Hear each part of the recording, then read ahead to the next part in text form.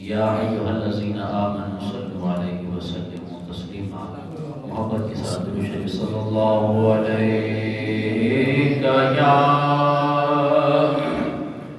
یا رسول اللہ وسلم علیک یا حبیب اللہ محبت کے ساتھ صلی اللہ علیہ یا رسول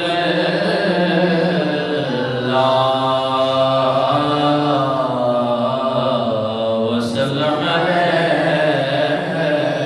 یا حبیب چم چم کے تلیاں سینوں جگایا میں چم چم کے تلیاں سینوں جگایا جبریل رب دا پیغام لایا میں چم چم کے تلیاں سینوں جگایا میں چم چم کے تلیاں جنت دے رب سائیں در سارے کھولے جنت دے رب سائیں در سارے کھولے اج رات بجھ گئے دوزخ دے شعلے عذاب قبر دا رب ہے ہٹایا ہے عذاب قبر دا رب ہے ہٹایا جبریل رب دا پیغام لایا ہے چم چم کے تلیاں روح الامین بات سنائی روح الامین بات سنائی عرشات نوری مخلوق آئی اقصی دی مسجد وہاں شان پایا اقصی دی مسجد وہاں شان پایا جبریل رب دا پیغام لایا چم چم کے تلیاں دیدار نبیاں کیتا زمین تے دیدار نبیاں کیتا زمین تے معراج تینوں عرش بری تے سب تو ہے اعلیٰ تیرا شان پایا ہے سب تو ہے اعلیٰ تیرا شان پایا جبریل رب دا پیغام لایا ہے چم چم کے تلیاں جانے آیا عرش الہی جانے آیا عرش الہی آہور نیڑے آواز آئی بن تیرے سونا اتھا کوئی نہیں آیا بن تیرے سونا اتھا کوئی نہیں آیا جبریل رب دا پیغام لایا چم چم کے تلیاں لے ون تو سونا پچھادا انامے لے ون تو سونا پچھادا انامے امت نو میرے دیوی سلامے امت تیری نو میں جنتی بنایا امت تیری نو جنتی بنایا جبریل رب دا پیغام لایا چم چم کے تلیاں جب 50 نمازیں ملی نا، اللہ تبارک و تعالی نے اپنے حبیب کو امت کے لیے 50 نمازوں کا تحفہ دیا اور ساتھ فرمایا اے حبیب پیارے جو یہ 50 نمازیں فرض پڑے گا میں اسے جنتی ہونے کا ضامن ہوں، اسے جنت عطا کروں۔ تو 50 کا تحفہ لے کر حضرت آقا دو جہاں صلی اللہ تعالی علیہ وسلم جب چھٹے آسمان پہ آئے تو حضرت موسیٰ علیہ السلام کے ساتھ ملاقات ہوئی۔ موسیٰ علیہ السلام نے عرض کی یا رسول اللہ کا دیدار کر کے آ رہے ہو، اللہ نے کیا تحفہ عطا کیا؟ آقا دو جہاں صلی اللہ تعالی علیہ وسلم نے فرمایا کہ اے موسیٰ میری گناہگار امت کے لیے خالق کائنات نے 50 نمازیں فرض کی۔ تو موسیٰ علیہ السلام عرض کرنے لگے اے اللہ کے پیارے رسول، اے اللہ کے پیارے حبیب، میں نے اپنی قوم کو، اپنی بنی اسرائیل کو بڑا آزمایا ہے، ان سے تو 2 نمازیں نہ پڑھی جا سکی، آپ کی امت 50 نمازیں کیسے پڑھے گی؟ عرض ہے دوبارہ اللہ کی بارگاہ میں چلے جائیں اور درخواست کریں تاکہ 50 سے کم ہو جائے نماز۔ تو 2 روایتیں آتی ہیں مسلم شریف میں کہ پہلے تو یہ ہے کہ 5 نمازیں جو ہے خالق کائنات معاف کرتا گیا تو آخر 5 بچ گئی، اور بعض روایت میں آتا ہے کہ جی 10 نمازیں حضور صلی اللہ علیہ وسلم کو معاف کرتے گئے تو آخر 5 بچ گئی۔ اب اسی کو شاعر کہہ رہا ہے کہ دربار عالی واپس بھی جا کے، دربار عالی واپس بھی جا کے لمیاں نمازاں آؤ کھٹا کے، میں قوم اپنی کوہ آزمایا، میں قوم اپنی کوہ آزمایا، جبریل رب دا، جبریل رب دا پیغام لایا، میں چم چم کے دریا۔ 50 سے 5 ہو گئے، لیکن خالق کائنات نے اتنا عطا کیا کہ اے حبیب پیارے آج میں آپ کو جو مقام دینے لگا ہوں، جہاں اپنی امت کو کہہ دے جو یہ 5 نمازیں ادا کرے گا میں اسے 50 فرضوں کا ثواب عطا کروں گا۔ پنجگانہ چہرہ کرسی ادا ہے، پنجگانہ چہرہ کرسی ادا ہے، درجے پنجا دے کرساں عطا ہے، ایسا خالص ہونا تے کو نہیں ولایا، ایسا خالص ہونا تے کو نہیں ولایا، جبریل رب دا، جبریل رب دا پیغام لایا، چم چم کے دریا۔ واپس جو آیا کنڈا پہل دا، واپس جو آیا کنڈا پہل دا، بستر گرم ہاں پانی بھی چلدا، معراج سیدہ طاہر سنایا، معراج سیدہ طاہر سنایا، جبریل رب دا، جبریل رب دا پیغام لایا، چم چم کے تلیاں سینوں جگایا، چم چم کے تلیاں۔ سبحان اللہ۔ حمد و صلاۃ کے بعد انتہائی واجب الاحترام بزرگوں، دوستوں اور بھائیوں، قطع ناچیز نے قرآن مجید فرقان حمید کے 15ویں پارے میں سے سورہ بنی اسرائیل کی پہلی آیت مبارکہ آپ احباب کے سامنے تلاوت کرنے کا شرف حاصل کیا۔ دعا ہے کہ خالق کائنات مجھے گناہگار سے اکار کو حق کہنے، اس کے بعد مجھے اور آپ کو حق باتوں پر عمل کرنے کی توفیق عطا فرمائے۔ اسلامی مہینوں میں یہ رجب المرجب شریف کا ماہ مبارک چل رہا ہے، جس کی غالباً 11 تاریخ ہے۔ اس ماہ مبارک کی 27ویں شب کو 27ویں رات کو خالق کائنات نے اپنے حبیب حضرت محمد مصطفیٰ صلی اللہ تعالی علیہ وسلم کو جاگتے ہوئے سر کی آنکھوں سے لامکان پہ بلا کے اپنا دیدار کروا. سبحان اللہ. اس کو کہتے ہیں معراج. اور معراج کو سمجھنے کے لیے حضرت ابوبکر صدیق رضی اللہ تعالیٰ عنہ جیسا عشق ہونا چاہیے. سبحان اللہ.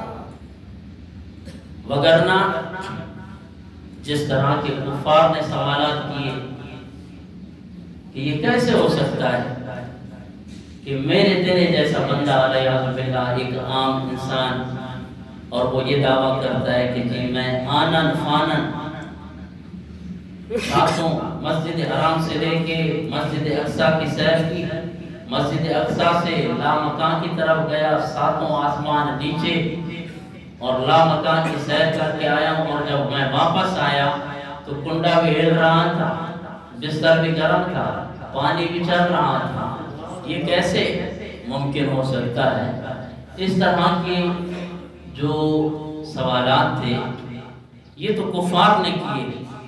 اب دیکھیں نا، جیسے آقا جہاں صلی اللہ تعالی علیہ وسلم معراج شریف کر کے واپس آئے نا، تو آپ نے آ کے اعلان کیا کہ رات میں نے اللہ کا دیدار کیا ہے، جنت کی سیر کی ہے، دوزخ دیکھی ہے، مسجد حرام سے جا کر مسجد اقصیٰ دیکھی میں نے. تو ابو جہل ہنسنے لگ گیا، بولا آج تو بڑا موقع ہے، آج یہ بات جا کر میں اس محمد کے دوست ابو بکر صدیق سے جا کے کہتا ہوں تاکہ اس کو بھی پتا چلے کہ بھائی آپ کا دوست کیسی باتیں کر رہا ہے. عقل میں یہ بات آتی ہے کہ آنن فانن مسجد حرام سے مسجد اقصیٰ فلسطین کی طرف ہے ادھر جناب، اور یہ بھی نہیں، اور پھر ساتوں آسمانوں کی سیر، پھر جنت، دوزخ اور سدرۃ المنتہا، پھر لامکان، پھر رب کا دیدار کر کے واپس آنا، یہ انسانی عقل میں تو نہیں آتا. بس اس کو موقع ملا کہ اب جا کر میں مسلمانوں کا ایمان خراب کروں گا، ان کو یہ بات بولوں گا کہ علیہ باللہ تمہارا نبی پاگل ہو گیا، علیہ باللہ یہ کیسی باتیں کر رہا ہے، یہ ایسی باتیں کون کرتا ہے، علیہ باللہ نقل کفر نباشا. یہ گیا سب سے پہلے سیدنا حضرت ابوبکر صدیق رضی اللہ تعالیٰ عنہ کے پاس. میں نے عرض کیا نا کہ معراج کے واقعے کو سمجھنے کے لیے ابوبکر صدیق جیسا عشق ہونا چاہیے. سبحان اللہ. اس کو عقل کے پلڑے پہ رکھ کر نہیں آپ نے واقعہ معراج کو سننا ہے. جو بھی یہاں آئے واقعہ معراج کو وہ سنے جس کے دل میں صحابہ کرام کی محبت ہو، جس کے دل میں حضرت ابوبکر صدیق رضی اللہ تعالیٰ عنہ جیسا عشق اور محبت ہونی چاہیے. اب دیکھیں نا کہ بات جا کر کہہ رہا ہے ابوبکر صدیق رضی اللہ تعالیٰ عنہ کے پاس. جناب مولا حضرت ابوبکر صدیق رضی اللہ تعالیٰ عنہ نکلے. اب یہ ابو جہل کہنے لگا ابوبکر ایک بات بتا مجھے کہ اگر کوئی شخص یہ کہے کہ میں آنن فانن چند ہی لمحوں کے اندر ساتوں آسمانوں کی سیر کر کے آیا ہوں، سدرۃ المنتہا پھر لامکان کی سیر کر کے آیا ہوں، آپ کی عقل مانتی ہے؟ تو سامنے بھی حضرت ابوبکر صدیق تھے. کہا مجھے یہ بتا کہ یہ بات کی کس نے ہے.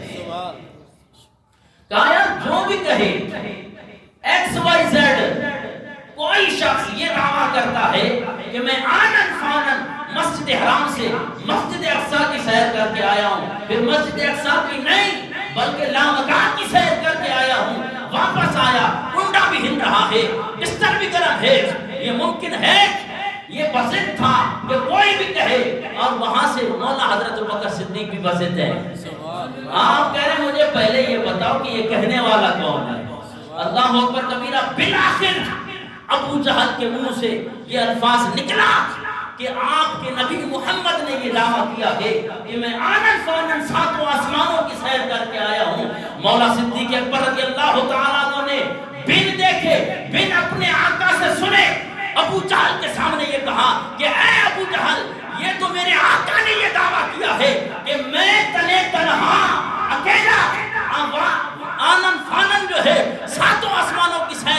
آیا ہوں. خدا کی قسم جب میرا محبوب یہ کہتے کہ میں پورے گھرانے کے ساتھ معراج کر کے آیا ہوں، میں تب بھی تسلیم کرنے کو یہ تو میرے آقا اکیلے گئے ہیں نا. اگر میرے آقا یہ فرمائے کہ میں پورے گھرانے کو آنن فانن جناب منٹوں کے اندر میں جو ہے سیر کر کے اپنے پورے گھرانے کو لایا ہوں، تو تب بھی میں تسلیم کرنے کو تیار ہوں. تبھی تو حضرت ابوبکر صدیق رضی اللہ تعالیٰ عنہ کا اس دن سے ایک صدیق لقب بنا سچے ہونے کا کہ آپ صحابہ میں سے سب سے زیادہ سچے ہیں. تو واقعہ معراج کو سمجھنے کے لیے ان اعتراضات کو، کیونکہ واقعہ معراج یہ ہمارے نبی کی شان ہے. کیونکہ معراج کہتے ہیں عروج کو، اوپر جانا. ویسے عربی کے اندر معراج سیڑھی کو کہا جاتا ہے. اس کو سیڑھی کو کہا جاتا ہے. تو میرے آقا کیونکہ عروج کر کے ساتوں آسمانوں سے اوپر آپ سدرۃ المنتہا اعلیٰ مقام کی سیر کر کے آئے اور اپنے رب کا دیدار کر کے آئے، تو اس لیے اس واقعے کو بھی معراج کہا جاتا ہے. اور میں نے کہا کہ اس کو سمجھنے کے لیے، کیونکہ اس سے ہمارے نبی کی شان بلند ہوتی ہے، شان کا پتہ چلتا ہے کہ کتنی شانوں والا نبی ہے. اور انہی اشعار کے اندر جو میں نے سابق اشعار پڑھے، اس میں آپ نے سنا کہ سارے نبیوں کو رب کا دیدار ہوا ہے، لیکن زمین پہ رہ کے ہوا ہے. جب باری آئی نا اپنے حبیب کی، تو خالق کائنات نے اپنے حبیب کو لامقام پہ بلا کے آمنے سامنے اپنا دیدار کروایا، تاکہ جتنے بھی کم و بیش 1,24,000 انبیاء کرام رسول اعظام تشریف لائے، وہ اگر یہ دعویٰ کرتے ہیں کہ ہاں رب ایک ہے، اب اس کے لیے تو دلیل چاہیے، اس کے لیے دلیل چاہیے. کفار مشرکین دلیل مانگتے گئے. حضرت آدم علیہ السلام سے لے کے حضرت عیسیٰ علیہ السلام تک ہر نبی نے، ہر رسول نے یہ دعویٰ کیا کہ رب ایک ہے، اللہ وحدہ لا شریک ہے. وہ جناب والا اس کا کوئی شریک نہیں ہے. لیکن پوچھنے والوں نے جب پوچھا کہ کیا تو نے رب کو دیکھا ہے، تو اللہ اکبر کبیرہ تمام انبیاء کرام یہ جواب دیتے ہیں ہم نے رب کو دیکھا نہیں ہے، رب وحدہ لا شریک ہے. تو اللہ اکبر کبیرہ جب باری آئی نا اپنے حبیب کی، جب باری آئی آقا تو جہاں صلی اللہ تعالی علیہ وسلم کی، خالق کائنات نے فرمایا میں نے تمام انبیاء کرام رسول اعظام کو زمین پہ رہ کے سیر کرائی ہے. اے حبیب پیارے، میں تجھے عرش پہ اس لیے بلا رہا ہوں، لامکان پہ اس لیے بلا رہا ہوں. اگر آپ کی قوم، آپ کے ماننے والے یا کوئی اور کفار یا مشرکین آپ سے یہ سوال کرتے ہیں کہ کیا اللہ وحدہ لا شریک ہے، تو نے اسے دیکھا ہے، تو آپ بوانگے دور کہیں کہ میں رب کا دیدار کر کے اللہ وحدہ لا شریک ہے. اس لیے خالق کائنات نے سرکار دو جہاں صلی اللہ تعالی علیہ وسلم کو معراج کرایا. اور یہ معراج میرے آقا کے عظیم معجزوں میں سے معجزہ ہے. یہ ایسا معجزہ ہے جسے اس معجزے کے بعد صحابہ کرام نے مانا، صحابہ کرام نے دیکھا. ایک عظیم معجزہ جو ہے میرے آقا کا، وہ قرآن پاک ہے. 14 صدیاں گزر گئیں، 15ویں صدی کے ہم اس میں انٹر ہیں. آج تک قرآن پاک کی ایک حرف تو کیا ایک نقطہ بھی کسی نے چینج نہیں کیا، کیونکہ یہ اللہ تبارک و تعالی کی طرف سے نازل کردہ کتاب ہے. اور یہ میرے آقا کا عظیم معجزہ ہے، عظیم معجزہ ہے. تو یہ معجزہ کیا ہوتا ہے؟ معجزہ یہ ہوتا ہے جو بات عقل میں نہ آئے اسے معجزہ کہا جاتا ہے. وگرنہ اس کی ڈیفینیشن یہ ہے کہ جو کام، جو فعل نبی سے صادر ہو تو اور وہ خلاف معمول، وہ کام اگر نبی سے صادر ہو، رسول سے صادر ہو، اسے معجزہ کہا جاتا ہے. تو معجزہ عقل کو عاجز کر دینے والی چیز. تو اللہ اکبر کبیرہ جب انبیاء کرام خالق کائنات نے مبعوث کیے نا، کسی نبی کو ایک معجزہ دیا، کسی کو 2 معجزے دیے، کسی کو 3 معجزے دیے، کسی کو 4 معجزے دیے، کسی کو 9 معجزے دیے۔ جب باری آئی نا اپنے حبیب کی، جب باری آئی نا آقا جہاں صلی اللہ تعالی علیہ وسلم کی، سر سے لے کے پاؤں تک اللہ تبارک و تعالی نے اپنے حبیب کو معجزہ ہی معجزہ بنا دیا۔ اور بھئی اگر میری آقا کی آنکھ دیکھنی ہو تو خدا کی قسم میری آقا کی آنکھ بھی معجزہ ہے۔ اگر میرے آقا کا لعاب مبارک دیکھنا ہو تو میرے آقا کا لعاب مبارک بھی جناب والا یہ معجزہ ہے، اور اگر میرے آقا کا پسینہ مبارک دیکھنا ہو تو یہ بھی معجزوں میں سے معجزہ ہے۔ دیکھیں انسان کے پسینے میں بدبو ہے، لیکن میرے آقا کا پسینہ وہ ہے کہ جس کے اندر خوشبو ہی خوشبو ہے۔ اللہ اکبر کبیرہ۔ حضرت ام سلیم رضی اللہ تعالی عنہ، یہ حضرت انس رضی اللہ تعالی عنہ کی والدہ ماجدہ ہیں، آپ فرماتی ہیں کہ حضور نبی کریم صلی اللہ تعالی علیہ وسلم شام کے وقت، دوپہر کے وقت جو ہے آپ قیلولہ فرمانے کے لیے ہمارے گھر تشریف لے آتے تھے۔ کیسا عظیم گھر ہوگا، کیسی پیاری خادمہ ہے، کیسا پیارا خادم ہے حضرت انس رضی اللہ تعالیٰ عنہ۔ قربان جاؤں کہ جن کے دیدار کے لیے عرش والے بھی ترستے ہیں، جس کے دیدار کے لیے فرشتے ترستے رہتے ہیں، وہ خود حضرت انس رضی اللہ تعالیٰ عنہ کے گھر آرام فرمانے کے لیے۔ آپ فرماتی ہیں گرمیوں کا موسم ہے، آپ جب جو ہے آرام فرماتے تو آپ کو پسینہ مبارک آ جاتا، تو میں اپنی اس جو چٹائی ہے اس سے پسینہ اکٹھا کر کے میں شیشے کے اندر ڈالتی رہتی۔ آقا جہاں صلی اللہ تعالی علیہ وسلم نے جب یہ دیکھا تو آپ نے فرمایا خادمہ یہ کیا کر رہی ہے؟ یا رسول اللہ میں اسے جمع کر کے خوشبو کے طور پہ استعمال کرتی ہوں۔ اور اسی طرح دوسری روایت اب دیکھیں یہ صحابہ کرام، ایک حضور نبی کریم صلی اللہ تعالی علیہ وسلم کی صحابیہ حضور نبی کریم صلی اللہ علیہ وسلم کی بارگاہ میں حاضر ہوتی ہیں، عرض کرتی ہیں یا رسول اللہ میری بیٹی کی شادی ہے تو کچھ تحفہ عنایت فرما دیں۔ اللہ اکبر کبیرہ۔ میرے آقا نے فرمایا کھلے منہ والی شیشی لے آؤ، اور وہ خادمہ جب کھلے منہ والی شیشی لے آئی، آقا جہاں صلی اللہ علیہ وسلم نے اپنی پیشانی مبارک سے یوں پسینہ صاف کر کے چند قطرے اس شیشی میں ڈال دیے اور کہا کہ جا یہ تحفے کے طور پہ اپنی بیٹی کو لگا۔ سبحان اللہ۔ اللہ اکبر کبیرہ۔ روایت میں آتا ہے کہ جب وہ خادمہ یہ شیشی کی بوتل لے کر، اگر ہوتا نا آج 14ویں صدی کا ملا، حضور اسامہ گورا، حضور کھائیں تو پی دو، حضور اسامہ گور بشارہ، حضور شادی کئی اسا بھی شادی کئی، حضور صلی اللہ علیہ وسلم کھائے تو بس سفر کتنا ہو نبی ایسا امتی ہو۔ نہیں، یہ صحابہ تھے۔ اب یہ صحابیہ بوتل لے کر جاتی ہے اور خدا کی قسم جب اپنی بیٹی کے کپڑوں پہ لگایا پورا محلہ خوشبو کے غلوں سے اٹھ پڑا۔ حیران ہے، محلے والے پوچھنے لگ گئے کہ اے مائی صاحبہ کس عطار سے یہ خوشبو لائی ہے؟ اور عرض کرتی ہے یہ کسی عطار کی خوشبو نہیں ہے، میرے آقا کے پسینے کی خوشبو ہے۔ اسی کو شاعر کیا کہتے ہیں؟ جب مل گیا پسینہ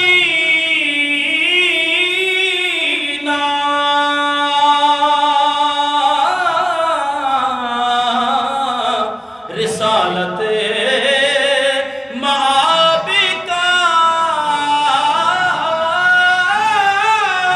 جب مل گیا پسینہ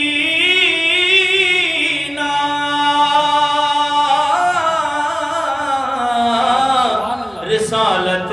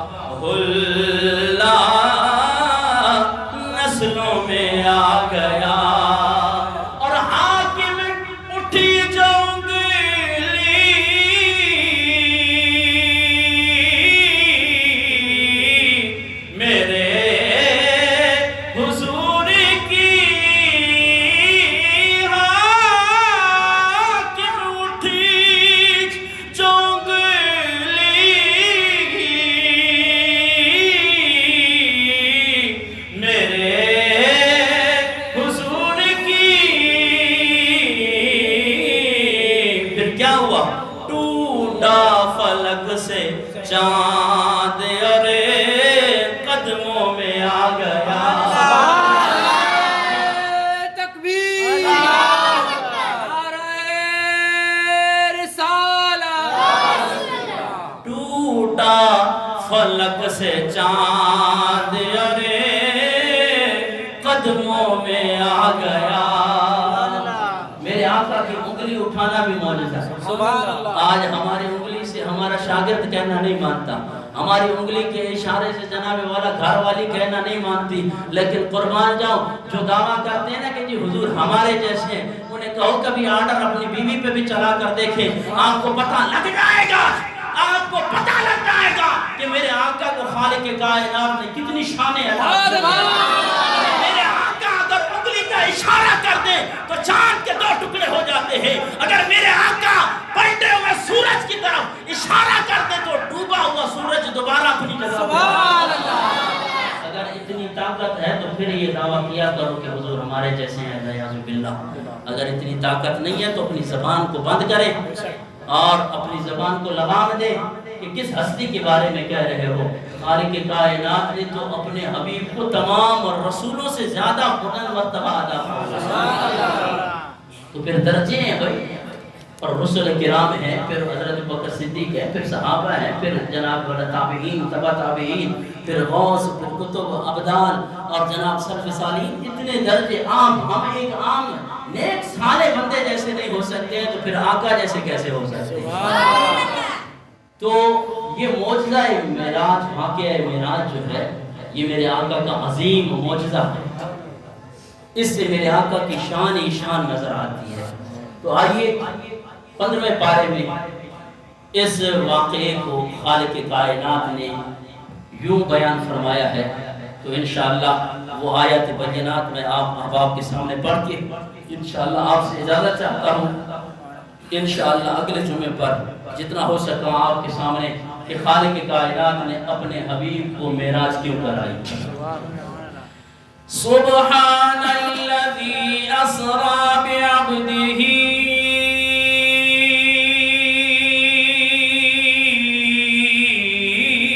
لیلا من المسجد الحرام الى المسجد الاقصى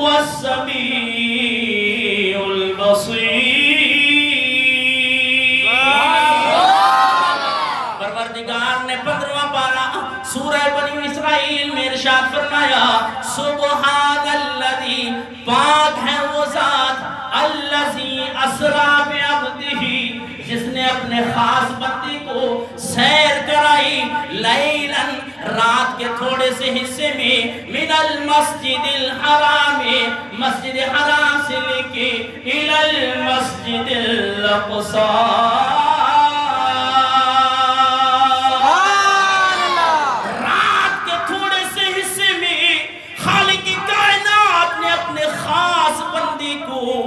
مسجد حرام سے لے کے مسجد اقصی تک سیر کرائی.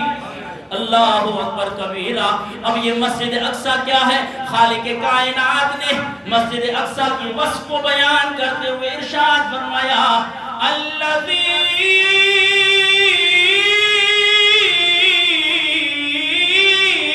بارکنا حولہ. یہ مسجد اقصی کیا ہے؟ یہ برکتوں والی مسجد ہے. خالق کائنات نے فرمایا الذی بارکنا حولہ، یہ مسجد اقصی کے ارد گرد ہم نے برکتیں ہی برکتیں رکھی ہیں. سبحان اللہ. عزیزان محترم، تفاسیر اٹھا کر دیکھیں. اگر خالق کائنات نے کس بنا پہ یہ فرمایا کہ بارکنا، کہ ہم نے اس مسجد کے ارد گرد برکتیں رکھی ہیں، کیا وہاں پہ باغات موجود ہے؟ کیا وہاں پہ جناب والا دنیا کی کوئی ایسی جناب والا کوئی ڈکشنری یا جناب والا کوئی ایسی سینری موجود ہے جس کی وجہ سے خالق کائنات نے فرمایا بارکنا، ہم نے اس کے ارد گرد برکتیں رکھی ہیں؟ نہیں عزیزان محترم، تفاسیر اٹھا کر دیکھیں، تمام مفسرین نے لکھا کہ مسجد اقصی کے ارد گرد انبیاء کرام کے مزارات ہیں۔ تو جس جگہ پہ انبیاء کرام کے مزارات ہوں، خالق کائنات فرماتا ہے، حالانکہ مسجد اقصی کا ایک اپنا بھی مقام ہے، لیکن خالق کائنات نے فرمایا وہ اس کا مقام اپنی جگہ پہ بارکنا حولہ، ہم نے اس کے ارد گرد برکتیں ہی برکتیں رکھی ہیں، اس لیے کہ یہاں پہ میرے پیاروں کے مزارات ہیں۔ پھر خالق کائنات نے معراج کی حکمت کو بیان کرتے ہوئے ایک حکمت کو خالق کائنات نے قرآن میں خود ارشاد فرمایا کہ میں نے اپنے حبیب کو یہ معراج کیوں کرائی؟ خالق کائنات نے ارشاد فرمایا لِنُرِيَهُ مِنْ آیاتنا،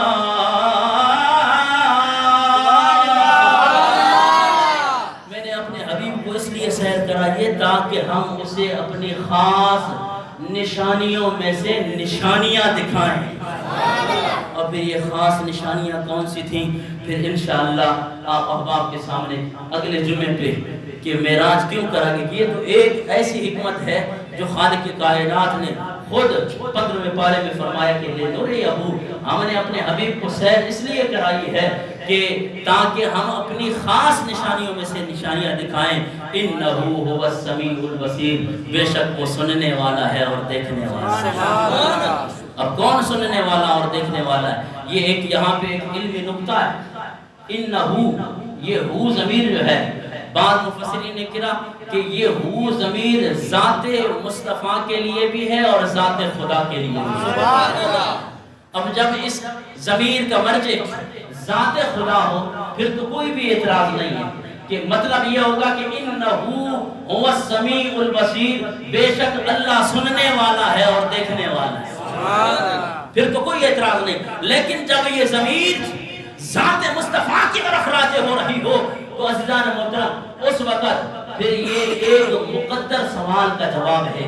یہ پورا اِنَّهُ هُوَ السَّمِيعُ الْبَصِيرُ یہ جملہ مستانفہ ہونے کی وجہ سے عزیزان محترم یہ سوال مقدر کا جواب بنتا ہے۔ وہ سوال مقدر، وہ پوشیدہ سوال کیا ہے جس کا یہ جواب بن رہا ہے؟